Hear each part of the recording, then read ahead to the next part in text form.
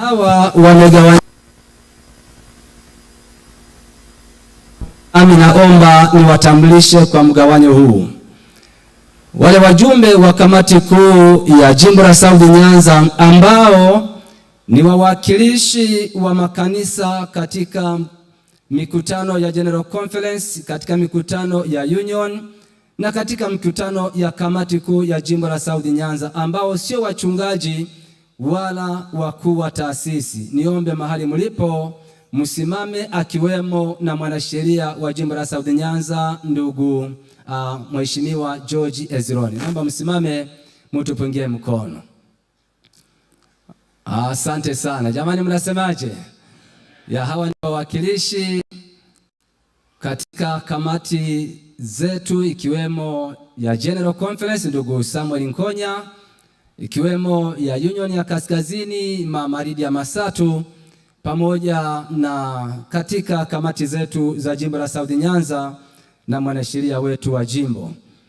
Lakini kamati hiyo pia inaundwa na wachungaji walio katika mstari wa mbele.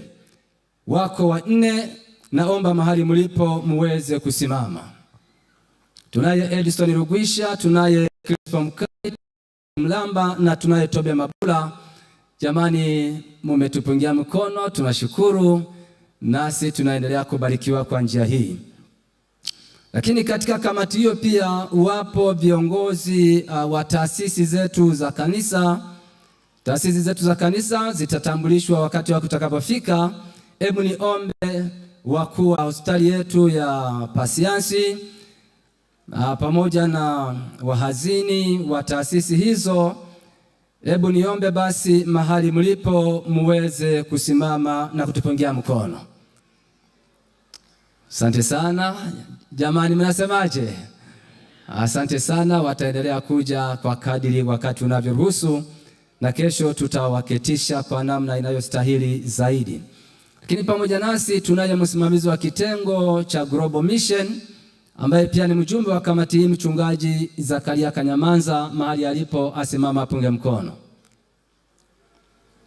Asante sana Pastor, tunashukuru sana. Wajumbe wa mkutano huu mkuu wa jimbo la South Nyanza wanajumuishwa pia na wachungaji wote kutoka katika mitaa yote iliyoko katika jimbo la South Nyanza iliyotengwa na kamati kuu ya jimbo la South Nyanza katika vikao vyake. Niombe wachungaji wote katika mitaa yetu yote kwa mikoa yote miwili, mahali mlipo msimame mtupungie mkono. Wachungaji wote. Jamani, si mnasemaje hapo? Basi wakati fulani walidhaniwa angekaa mahali fulani, lakini basi mtu wa ukumbi ataendelea kutujuvya, lakini ikionekana ni vyema kukaa katikati yetu. Kwa njia hiyo tunaamini inapendeza. Pamoja na hayo, tunao wachungaji wanaolea shule zetu na taasisi zetu. Taasisi ya Nyanza Sekondari, taasisi ya Nguliati Sekondari, taasisi ya Pasiansi Hospital, taasisi ya Abupandagila shule ya msingi, pamoja na mlezi au mwangalizi wa shughuli za kicheplensia katika mkoa au mji wa Bariadi. Niombe mahali pote mlipo msimame mtupingie mkono. Asante sana, asante sana. Kwa majina wakati utakao kuwa umekaribia. Lakini pamoja nasi wajumbe wa mkutano mkuu pia ni wainjilisti wa vitabu ambao ni APD, nao wako watatu. Niombe mahali mlipo kwa kanda ya Maswa, kanda ya Bariadi na kanda ya Magu, mahali mlipo msimame mtupungie mkono. Asante sana, asante sana, asante sana. Mkutano huu pia unaundwa na wajumbe ambao ni wainjilisti wote wa vitabu walio na hati au wana credentials.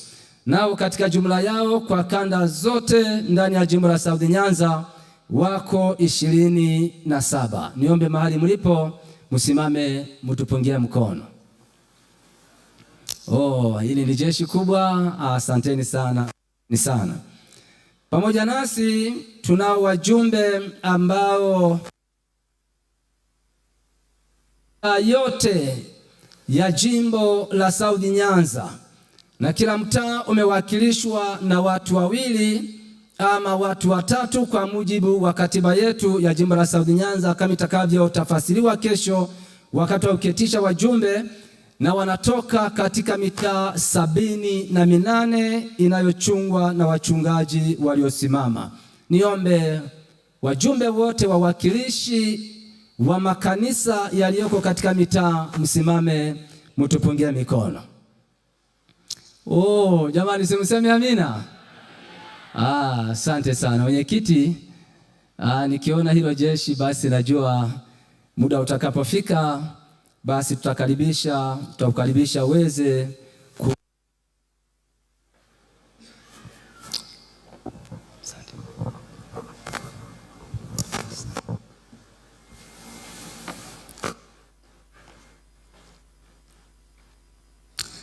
baada ya kuwatambulisha wainjilisti wa vitabu wenye hati ama ambao wana credential, na baada ya kuwakaribisha wajumbe wawakilishi wa makanisa katika mitaa ndani ya jimbo la South Nyanza, mkutano wa Bwana, mniruhusu tena niendelee na utambulisho huu. Wakati huu nichukue nafasi kuwatambulisha kwenu watumishi wa taasisi ambayo ni jimbo la South Nyanza. Hebu nione watumishi wa taasisi kutoka jimbo la South Nyanza makao makuu, mahali mlipo msimame, mtupungie mikono. Jamani, hao huko wanakaaga huko na wengine wanakaaga huko. Simseme amina jamani. Asante sana. Lakini wapo wawakilishi wa taasisi zote. Mchungaji Isaac Maiga, tunaye mchungaji Fred Kulengwa, tunaye mama yetu Tiliza Mbuti Kusekwa, na tunaye kimsingi huyu ninayemtaja kundi, lakini ni mchungaji aliye katika kuelekea kwa kwenye hili kundi kwa mujibu wa sera. Lakini kwa mkutano huu wa jimbo la South Nyanza ambao wamekuwa wahudumu na wataendelea kutuhudumia na bado wengine wako pale nje, basi naomba mahali mlipo kadhalika msimame, mtupungie mikono. Basi kule walipo wamepunga mkono na tunashukuru wako pamoja nasi. Lakini pamoja nasi pia tunao wahudumu katika jimbo la South Nyanza makao makuu na katika taasisi zetu ambao ni wahasibu, wapo ITs, wapo estate manager, wapo madereva na wengine ambao hawaangukii kundi hili wasisimame, lakini katika makundi hayo niombe mahali mlipo msimame, mtupe mkono. Tunaye mzee Elda Mgeta Chikele, Elda Josia Kubebeka, Elda Moses Tumaini. Hao ni wakaguzi katika kanda zetu kwa taasisi ya jimbo la South Nyanza. Mahali mlipo msimame, mtupungie mkono.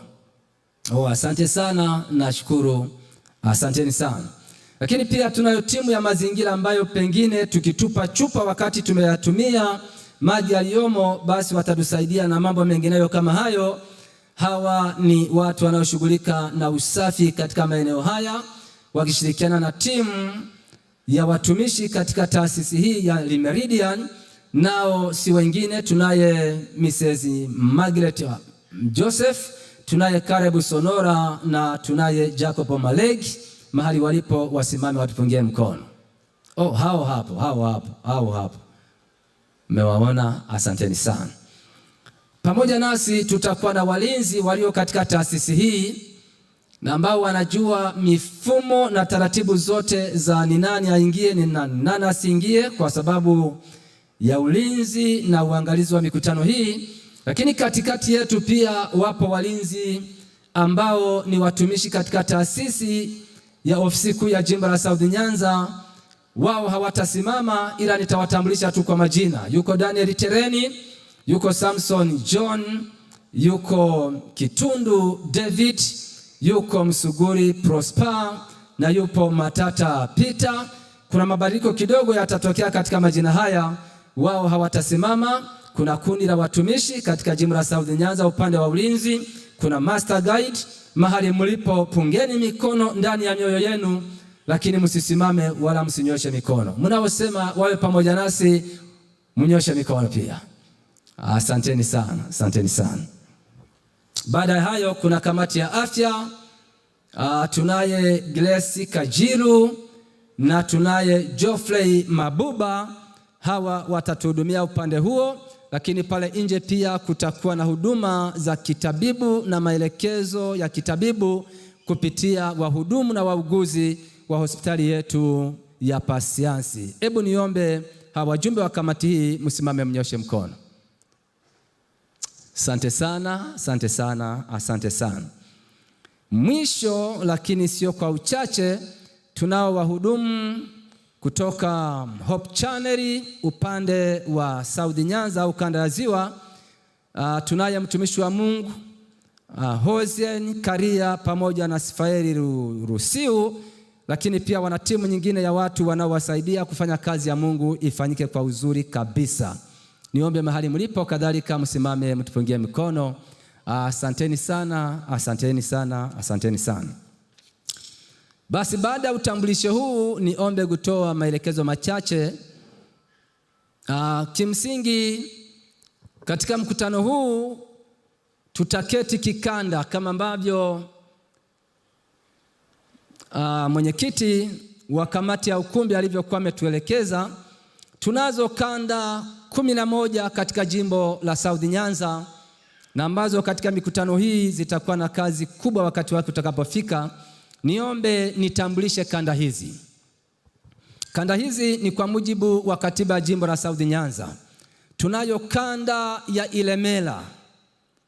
Kanda ya Ilemela inayo mitaa ifuatayo: kuna mtaa wa Busweru, kuna mtaa wa Igombe, kuna mtaa wa Isamilo, mtaa wa Jiwe Kuu, mtaa wa Kirumba, mtaa wa Kiseke, mtaa wa Nyakato, mtaa wa Nyamanoro, kadhalika mtaa wa Pasiansi, mtaa wa Nyamuhongoro, mtaa wa Nyasaka, mtaa wa Buzuruga na mtaa wa Wilayani.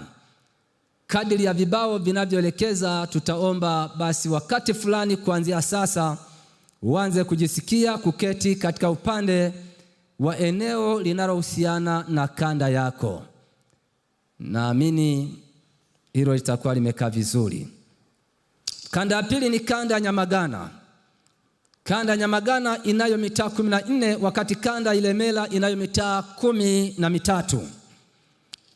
Kanda ya Nyamagana mitaa yake ni Buhongwa, mtaa wa Butimba, Igelegere, Igoma, Nyegezi, Kiseke, Kishili, mtaa wa Mabatini, mtaa wa Mahina, mtaa wa Nazareti, mtaa Mkolani, mtaa Majengo Mapya, mtaa wa Shamaliwa na mtaa wa Swea.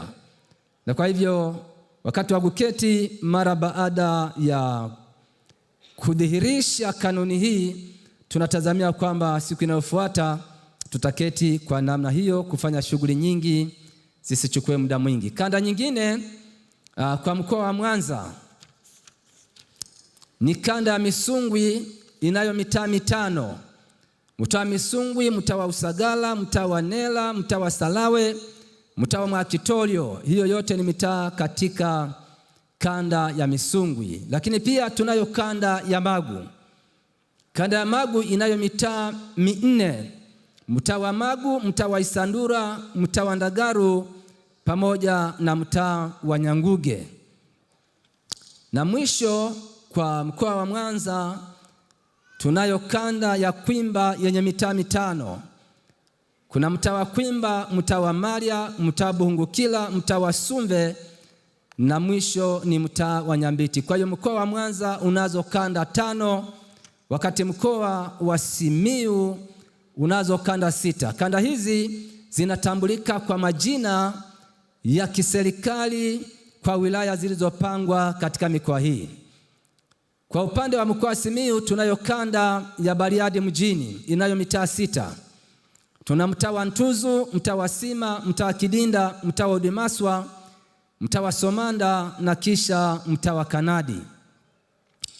Kisha tunayo kanda ya Bariadi vijijini mitaa 4. Mtaa wa Dutwa, mtaa wa Gasuma, mtaa wa Nguliati na kisha mtaa wa Nkororo. 3, tunayo kanda Itilima yenye mitaa 8.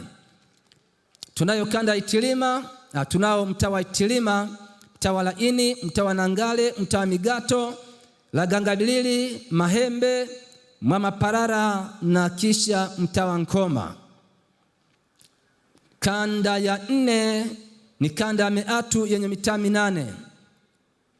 Mtaa wa Mshikamano, mtaa wa Meatu, mtaa wa Mwandoya, mtaa wa Buliashi, Makao, Paji, Mwanjoro na mwisho kabisa mtaa wa Maukoli. Kanda ya 5 katika mkoa wa Simiyu ni kanda ya Maswa, mitaa 6. Tunao mtaa wa Maswa, mtaa wa Sora, mtaa wa Nyalikungu, mtaa wa Ipililo, Mwagala na mtaa wa Marampaka. Na mwisho kabisa lakini sio kwa uchache ni kanda ya 5, kanda ya Busega. Mitaa yake ni mtaa wa Nasa, mtaa wa Ramadi, mtaa wa Nyangasamo, mtaa wa Mkura na mwisho si kwa uchache ni mtaa wa Masanza Kona. Katika mitaa hii kuna wajumbe ambao ni wanaume na wanawake. Katika wanaume kuna watu wa makamo. Uniruhusu tena wajumbe, kama mtaangalia kwenye kidogo niseme masanduku kama mtaangalia kwenye mabegi mtakutana na kitu kinachoitwa kamati za huduma na utendaji. Hebu naomba uchungulie kidogo kama mtaikuta hiyo nakala.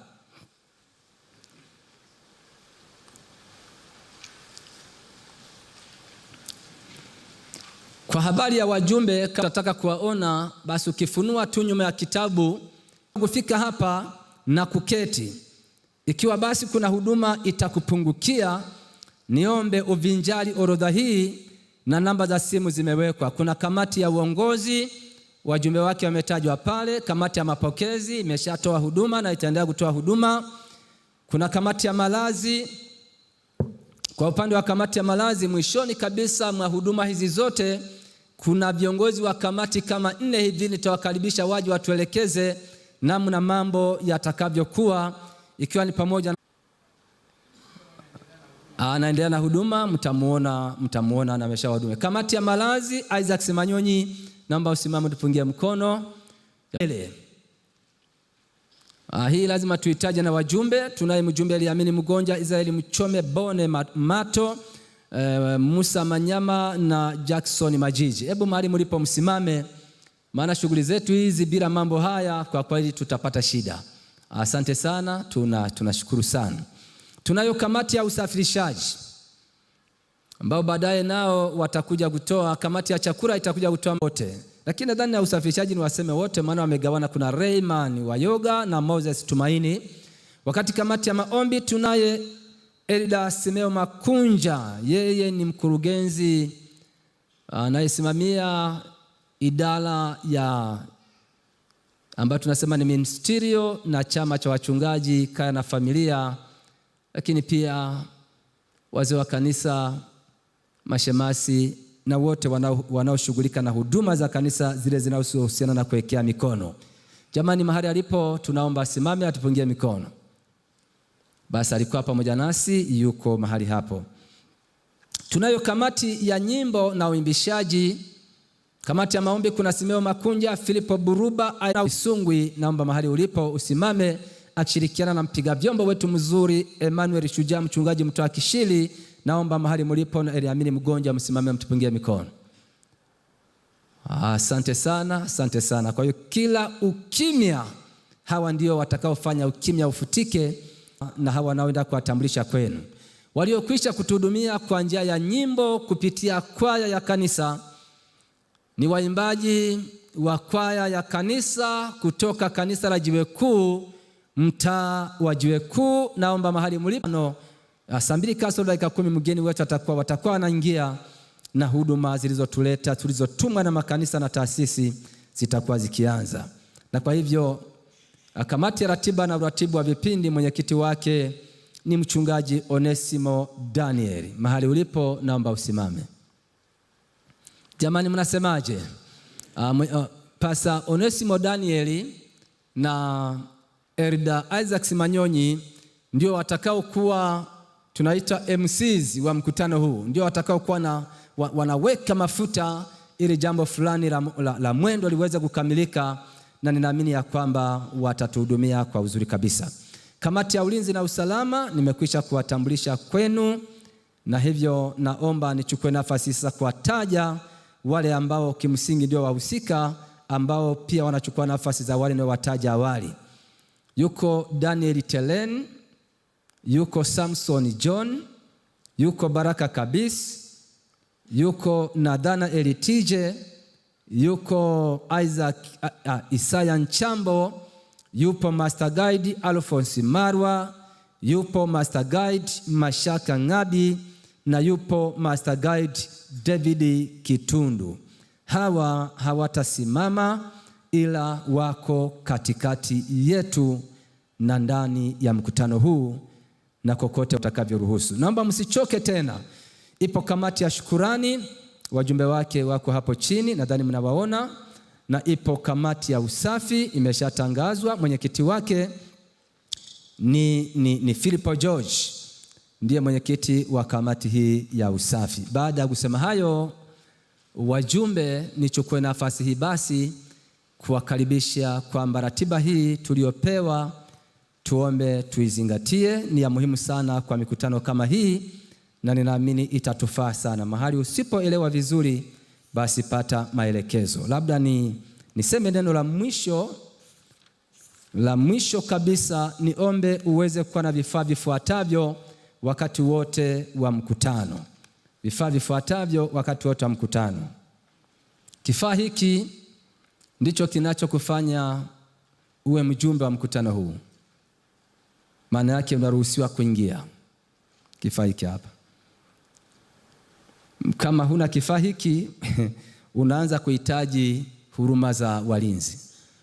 Sasa huruma za walinzi, na wewe umetumwa na mkutano wa washiriki katika mtaa, katika makanisa ndani ya mtaa, halafu wasikie kwamba umehurumiwa, nadhani hautakuwa umewakilisha vizuri. Kwa hiyo vaa kifaa chako hiki wakati wote unapokuwa ukiingia katika huduma. Mfano, hata kuingia kwenye gari ni vizuri uwe na kifaa hiki. Unaingia katika mkutano huu uwe na kifaa hiki. Kule hotelini napo wanaweza wasiangalie sana kifaa, lakini wanajua wewe ni mtu wa namna gani. Kingine ambacho ni kifaa muhimu usichopaswa ukisahau ni kifaa hiki hapa. Kwa nini?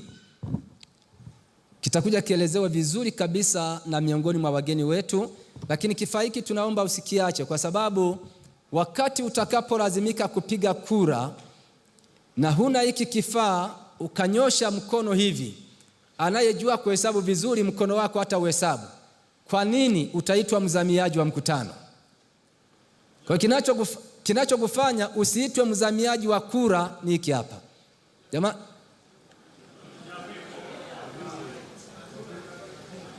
mnasemaje kweli? Havipo bado hivyo? Mpata kwenye mabegi? Aha, namba muniitie. Okay.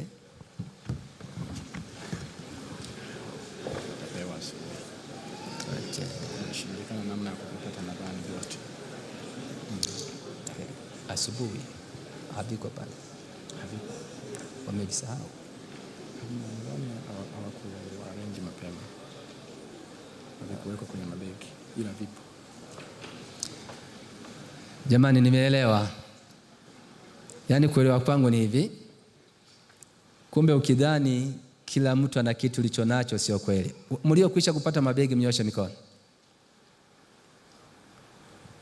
Asante. Ambao hamjapata mabegi mnyoshe mikono. Okay, basi mtapita pale wakati wa kutoka muweze kuhudumiwa kwa niaba ya ABC.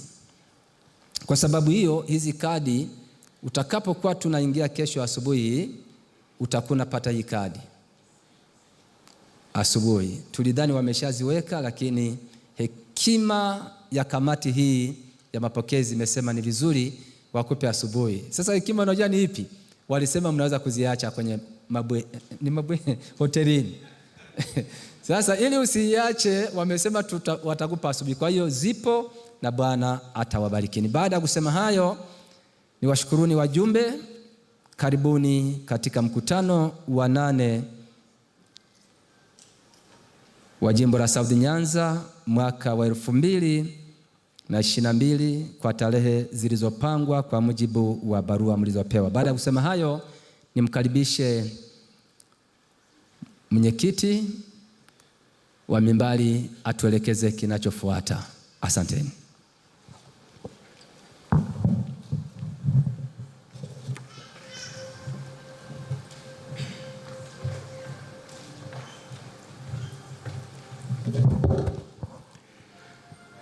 Tumeambiwa ya kwamba usahau hiki.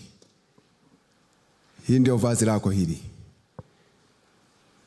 Usio kaenda kwenye mabweni huko halafu ukaamka ukasahau hii.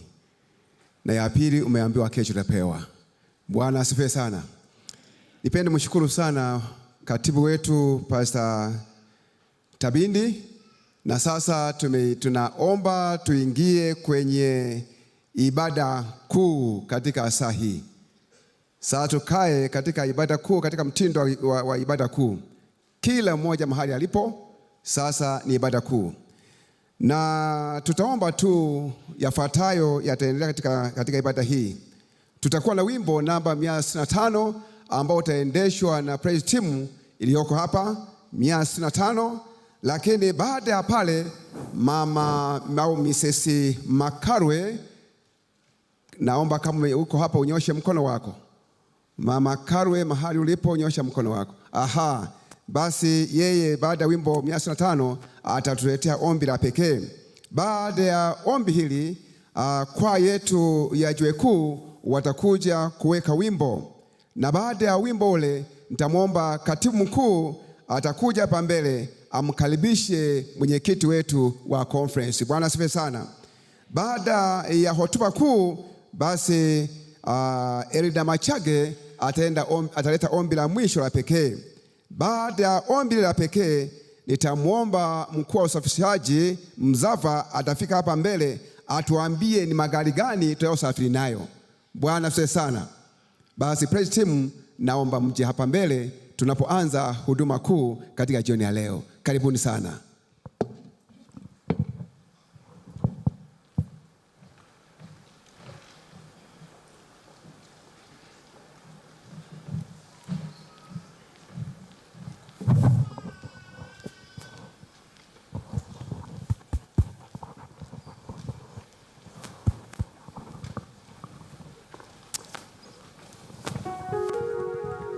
Tusimame tunapoimba wimbo nambari 165.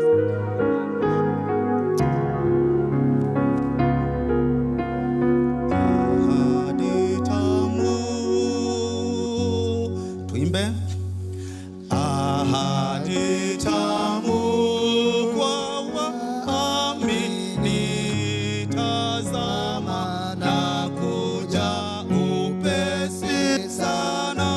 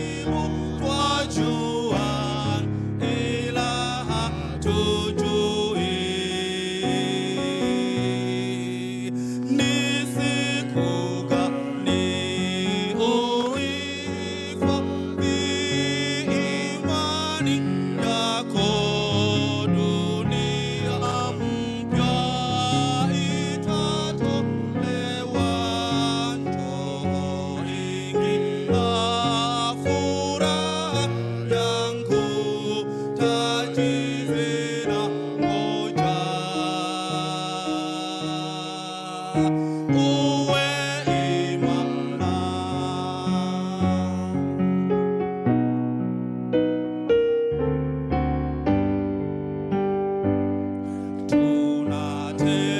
Tunategemea neno lako ambalo latangaza kuja kwake.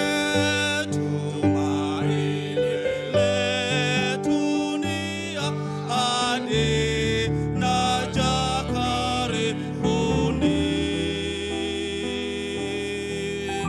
Uwe imara, uhifadhi imani yako. Dunia mpya itatolewa, njoo ingia furaha yangu, taji zinangoja. Uwe imara, uhifadhi imani yako. Dunia mpya itatolewa, njoo ingia furaha yangu, taji zinangoja.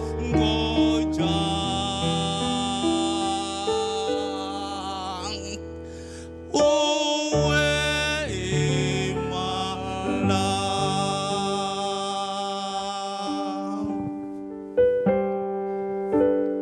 Tuinamishe nyuso zetu tupate kuomba.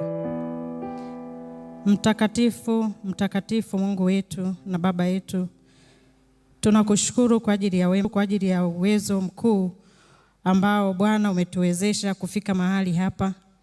Baba, tumesafiri kutoka sehemu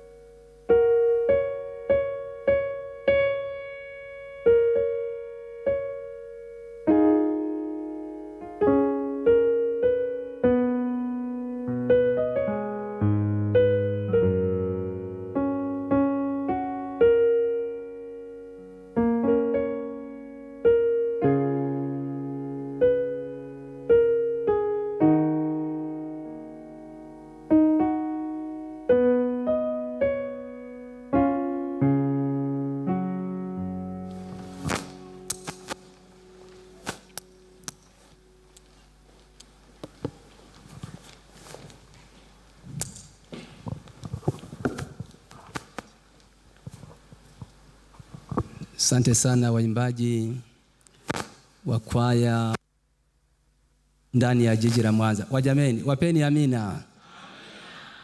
Asante sana. Mwenyekiti wa jimbo la South Nyanza, Mchungaji Beatus Mlozi,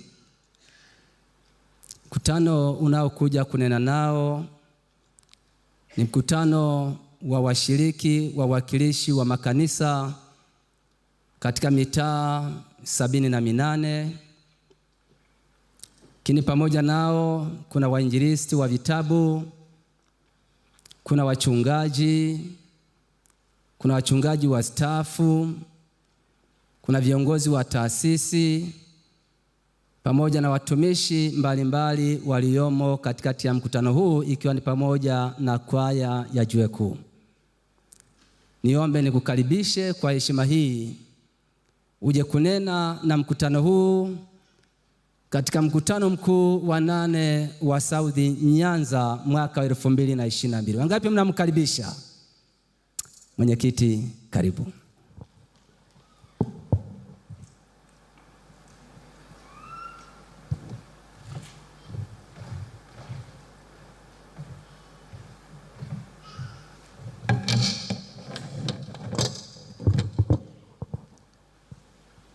Bwana Yesu asifiwe. Awali ya yote tunapenda tumshukuru sana Mungu wetu kutuleta mahali hapa. Nichukue fursa hii kuwashukuru kamati kuu ya utendaji ambayo tuliwajulisha ya kwamba tunatazamia kuwa na mkutano mahali hapa, wakaridhia kwa sauti moja. Bwana wabariki sana. Hapa ndipo mahali tulipowajuza ya kwamba tunatazamia mkutano mkuu wa 8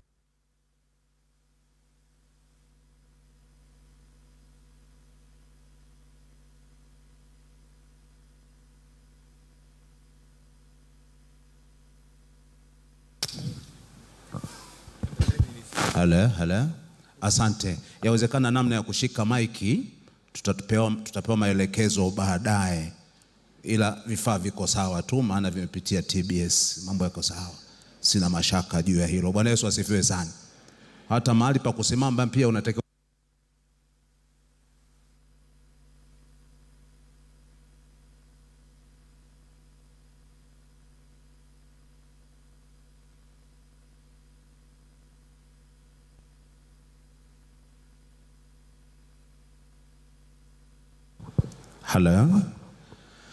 Haya, Kwa hivyo ni baada ya kumshukuru Mungu wetu pamoja na kamati kuu, wachungaji, wakurugenzi, wachungaji, wazee wetu wastaafu, wajumbe,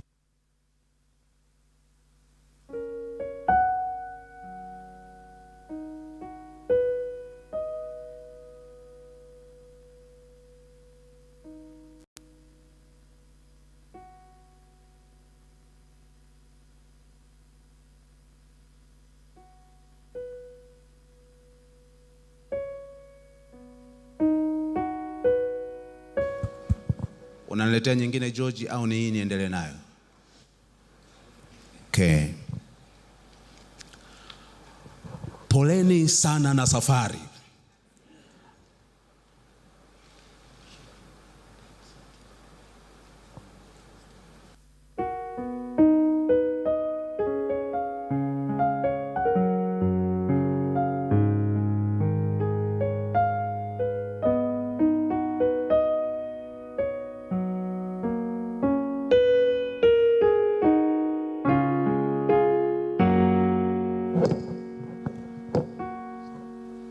Praise team.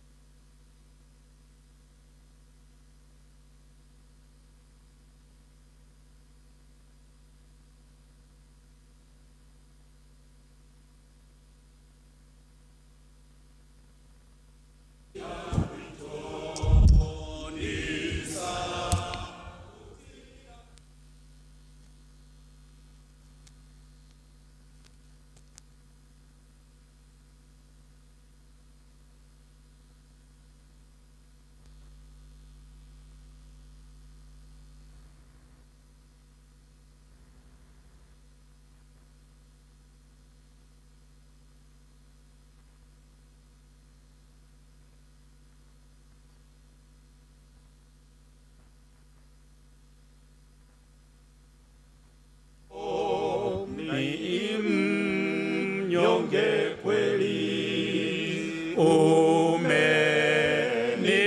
nguvu, umenisafi taka, ni utimilivu. Nimesongea mtini pako, unisafi kwa damu ya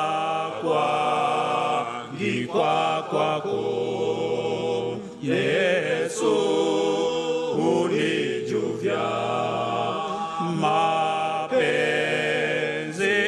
imani, tumai, amani, radhi, hapa na mbinguni.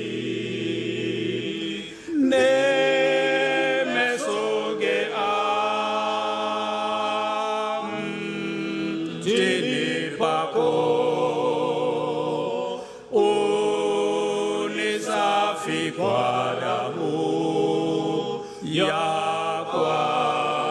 gikwa kwako, na apata wokovu, wema na ema. Bwana nina nguvu na haki daima, nimesongea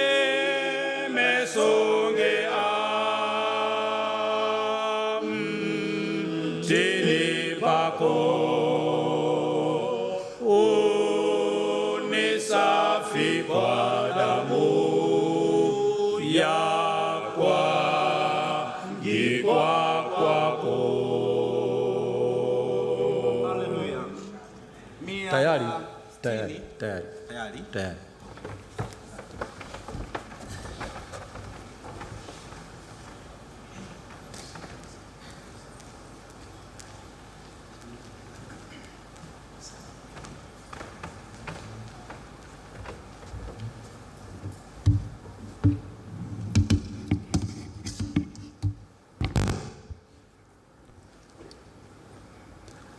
Bwana Yesu asifiwe sana.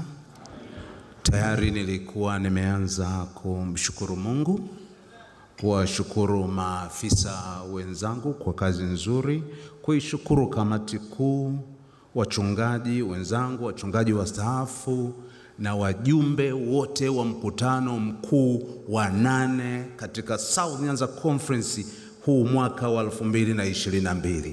Bwana Yesu asifiwe sana.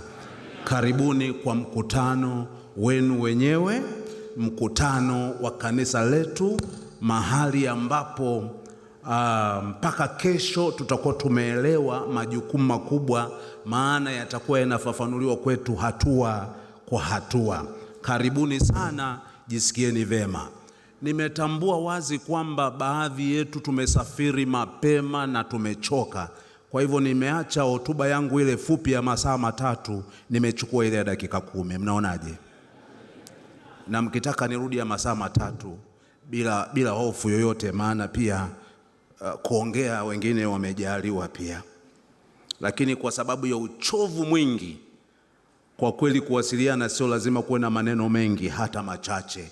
Ikibidi hata mada tu fupi ambayo nimeiweka mbele yetu, kulitambulisha kanisa zaidi ya kazi ya mkutano mkuu, ndio kazi yangu jioni ya leo. Bwana Yesu asifiwe sana. Labda ukitaka kutafuta kichwa cha somo fupi kichwa cha somo fupi la jioni ya leo, nimekipatia kichwa kinachosema nguvu ya Mungu kupitia kwa kanisa lake duniani. The power of God through his church on earth. Ipo nguvu ya Mungu ambayo ikiwa tutakubali, tutaudhihirishia ulimwengu ya kwamba katika Israeli kuna Mungu. Bwana Yesu asifiwe sana. Nami naomba niwarejeshe katika fungu hili la kawaida kabisa lenye mitazamo ambayo nitakwenda kuisema dakika chache zijazo. Mambo ya Nyakati ya Pili sura ile ya 7 na aya 14. Maandiko yanasema wazi kama ifuatavyo, ya kwamba ikiwa watu wangu walioitwa kwa jina langu watajinyenyekesha na kuomba na kunitafuta uso na kuziacha njia zao mbaya, basi nitasikia toka mbinguni na kuwasamehe dhambi yao na kuiponya nchi yao. Bwana Yesu asifiwe sana. Hii ni nguvu ya Mungu iliyoahidiwa kupitia kwa kanisa lake ulimwenguni. Na hapa anasema, ameweka neno ikiwa, condition clause, if and only if. Ikiwa watu wangu wanaotambulishwa duniani ya kwamba ni watu wanaoitwa kwa jina langu watajinyenyekesha na kuomba na kutafuta uso wa Bwana na kuziacha njia zao mbaya, ahadi ya Mungu ambayo iko assured, iko wazi. Mungu anasema atasikia. Bwana Yesu asifiwe sana. Nilitafakuri sana fungu hili. Lilikuwa likitumika kwa wafalme wa zamani, hasa taifa lilipokuwa likiingia kwenye shida. waligundua kwamba huwa kuna Mungu katikati ya makuhani. Bwana Yesu asifiwe sana. Makuhani waliitwa kwa mfalme na kuweka maombi ya pekee. Naamini hicho ndicho ambacho kilifanyika kwa nchi yetu baada ya kuingia kwenye janga kubwa la corona. Ikatangazwa Waislamu wasali Ijumaa, Waadventista wa Sabato wasali Jumamosi, na wengine wasali Jumapili, na watu wakaomba na Bwana akasikia. Bwana Yesu asifiwe. Kuna watu wana uhakika na hilo kwamba Bwana alisikia, au ni ujanja wa watu? Hapana, Mungu alisikia. Kila mtu na iache njia yake mbaya, acheni uovu na matendo yenu, mkae katika nchi ambayo Bwana aliwapa ninyi na baba zenu tangia zamani za kale na milele. Bwana Yesu asifiwe sana. Kumbe ndugu zangu, ndugu na dada, ngojeni niwaambie ukweli usiopingika. Ni ukweli usiopingika ya kwamba Mungu anaweza kufanya tofauti katikati ya Israeli, na wengine wakaja kupata uzoefu huo bila kualikwa. Nimesemaje? Sijasikika vizuri, naomba nirudie.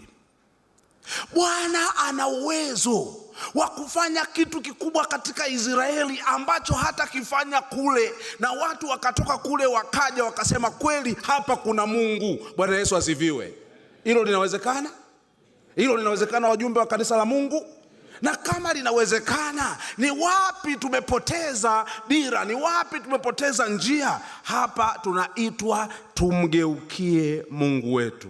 Anasema ni kweli kuikimbia dhambi na kumgeukia Mungu ndani ya kusudio la dhati la dhamira ya mtu, Bwana aweza kufanya kitu katika jamii. Bwana aweza kufanya kitu katikati ya watu wake. Dhamira na kufanya toba ya kweli na matengenezo kunaleta tofauti. Maana Mungu hasemi uongo, anasema ikiwa and only if watu wangu watakubali kushuka, hapa ndipo kanisa linapoitwa kumwabudu Mungu katika roho na kweli. Bwana Yesu asifiwe sana. Na kama kanisa litarudi kumwabudu Mungu katika roho na kweli, ngojeni niwaambie wacha Mungu, kanisa letu kila mahali litakapokuwepo litakuwa mbaraka kwa jamii. Bwana Yesu asifiwe sana. Litakuwa mbaraka kwa jamii kwa sababu gani? Bwana yupo na kanisa lake. Bwana Yesu asifiwe sana. Hebu niambie, hivi kwenye kijiji chako au kwenye eneo lako unakotoka, kanisa lingalifungwa kwamba hakuna ibada inayofanyika hapa, je, wananchi wangaliandamana?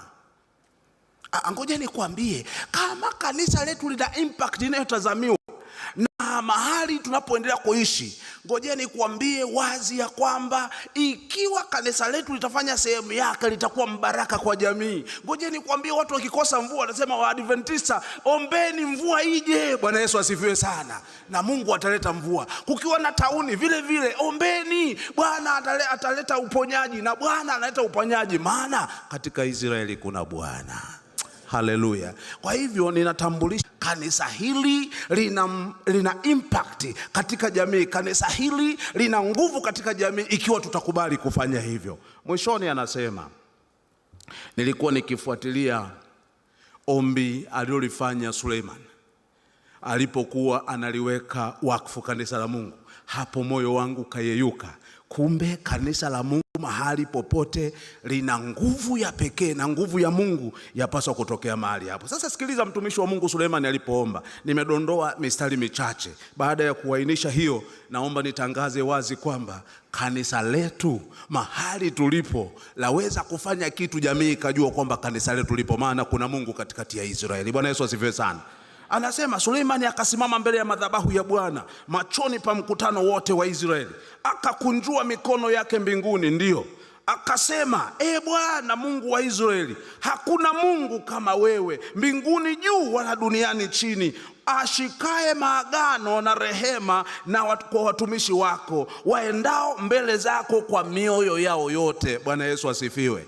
Akaendelea mtumishi wa Bwana akasema, walakini uyaelekee maombi ya mtumwa wako na dua yake, Bwana Mungu wangu, usikilize sauti ya maombi ya mtumwa wako ambayo yako mbele zako hii leo. Anasema aya 29, macho yako, inasoma Wafalme wa kwanza sura ya 8 aya 29. Anasema macho yako yafumbuke kuelekea nyumba hii usiku na mchana, mahali hapa ulipopataja ukasema, hapa ndipo utakapokuwapo jina langu, uyasikie maombi maombi ya mtumwa wako aombapo akikabili mahali hapa. Aya 32 anasema, basi usikie huko mbinguni ukatende, ukawahukumu watumwa wako, ukimpatiliza mtu mbaya na kuleta njia yake juu ya kichwa chake, na kumpa mwenye haki haki yake, ukimjalia kwa kadri ya haki yake. Anasema, ikiwa watu wako Israeli wamepigwa mbele ya adui zao kwa sababu ya kukukosa wewe, kama wakirejea kwako na kukiri jina lako, wakiomba na kukusii katika nyumba hii, ukasikie huko juu mbinguni. Bwana Yesu asifiwe sana.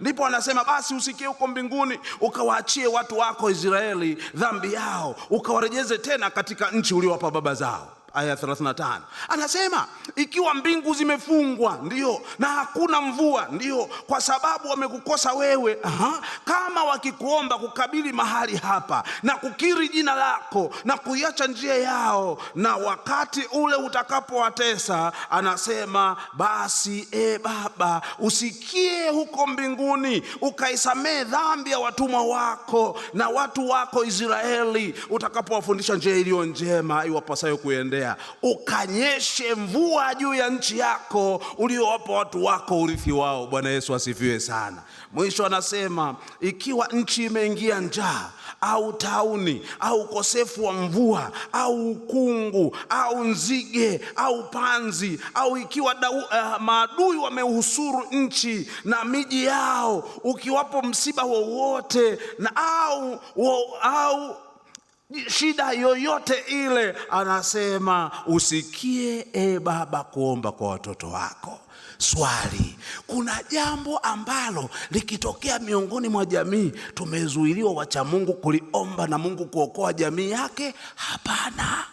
Ni sisi kufanya kitu, na tukishafanya kitu jamii itajua ya kwamba kanisa ni muhimu kuwepo mahali pake. Akasema, akasimama akawabariki mkutano wote wa Israeli kwa sauti kuu, akisema, na ahimidiwe Bwana aliyewapa watu wake Israeli kustarehe, vile vile kama alivyoahidi. Hakukosa kupatikana neno lolote katika ahadi yake njema aliyoahidi katika mikono ya Musa mtumishi wake. Bwana Mungu wetu na akae nasi kama alivyokaa na baba zetu zamani. Bwana Yesu asifiwe sana. Anasema, aielekeze mioyo yetu kwake, ili tuende katika njia zake zote na kuzishika amri zake na sheria zake na hukumu zake alizoamuru baba zetu. Na kwa maneno haya niliyoyaomba mbele za Bwana, yawe karibu na Bwana wetu na mchana na usiku, na itetee haki ya watumishi wake na haki ya watu wake Israeli kwa kadri ya haja zao kila siku. Watu wote wa ulimwengu na wajue ya kwamba katika Israeli kuna Mungu. Ahadi hizi zilizosomwa na mtumishi wa Bwana, hebu zikatimie kwa kanisa la Mungu katika South Nyanza Conference, katika jina la Baba na la Mwana na Roho Mtakatifu. Amina.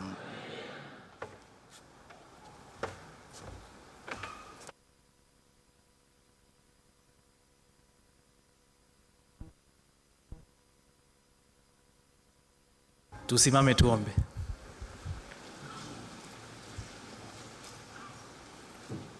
Tunaomba. Mtakatifu Mungu wa mbinguni, Bwana wa majeshi, tunalisifu jina lako kwa kutuleta mahali hapa jioni ya leo. Tumesikia neno lako kutoka kwa mtumishi wako, na tunajua Roho yako Mtakatifu atalitafsiri katika akili zetu kwa ajili ya utendaji kazi wako. Tunaomba kila jambo litakalofanyika hapa kuanzia sasa hata kesho likapate kibali mbele ya macho yako. Watumishi wako wanapokwenda sehemu zao za kupumzika, tunaomba ukapate kuwabariki, uwasafirishe salama, wapatie pumziko jema, ili kesho wakifika mahali hapa basi waweze kufanya kazi yako wakiongozwa na Roho yako Mtakatifu. Tumeomba haya machache tukiomba kwa jina la Yesu Kristo. Amina.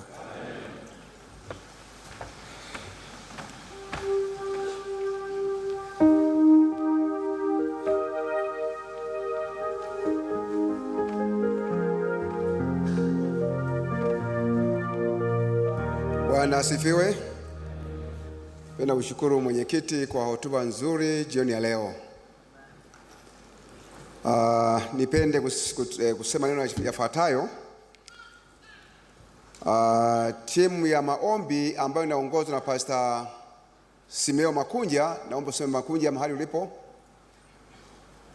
Baada ya utawanyika basi mtaona na Pastor Makunja atueleza mahali mtakapokuwa mnakutana kwa ajili ya maombi ya mkutano wetu huu. Lakini nipende mkaribisha kiongozi wa malazi Pastor Nchama. Tayari ni Manyoni, sorry.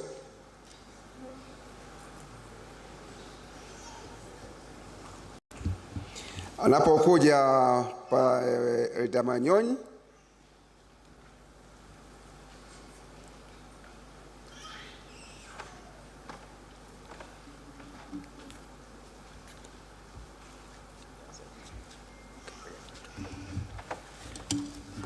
Bwana Yesu asifiwe. Kama utakuwa hujapata mahali pa kulala, basi unione tafadhali. Tangazo la kwanza hilo, kwa niaba ya kamati ya malazi tumejitahidi kuhakikisha kwamba kila chumba analala mtu mmoja. Kuna vyumba ambavyo vina vitanda viwili. Rafiki yangu Mwagachuchu ambaye ni president kule Kongo aliwahi kuniambia tulilala chumbani watu wawili. Kwa nilikwenda kujisaidia, nilivorudi nikaenda kwenye mwenzangu, mchungaji mwenzangu, nikamshikashika nikifikiri ni mke wangu. Kwa hiyo tuna avoid hiyo. Kila mtu atalala chumba kimoja, kuna vitanda viwili, basi utalala humo peke yako. Unajua kila mahali pakiwa na watu lazima kuwe na uongozi. Kwa hiyo kamati tumeappoint viongozi katika kila hotel watakao simamia in case kuna emergency. Watakuwa viranja. Kutakuwa viranja kila hoteli, kutakuwa na prefect, kutakuwa na kiranja. Nafikiri ni ka privilege pia, kama hujawahi kuwa kiranja basi angalau utakuwa kiranja kwenye session. Kwa hiyo naomba ni wasome viranja hawa ambao kamati imewaappoint kwa ajili ya kusimamia kule hotelini. Wanaweza kusaidia hata kuamsha, tusaidia hata kamati ya usafiri waliolala sana. Jamani, amkeni tuwai. Kama kuna emergency basi hawa viongozi watatusaidia kule katika hotel. Tunazo hoteli 13. Hoteli ya kwanza ni GNG. Pale kiranja atakuwa Pasakuba Mayaru. Nafikiri wachungaji wanamfahamu. Hoteli ya pili Holland Hotel Pasajiguru, utakuwa kiranja pale. Pasajiguru simama, maana kuna wengine pale ya hiyo ndio kiranja kwenye hotel. Alafu Blue Sky iko kule Igoma. Bwana Zakaria Mageni kutoka Sima, tafadhali simama. Zakaria Mageni wakuone, hiyo ndio kiranja kule Blue Sky. Na Emati Hotel, naomba Joshua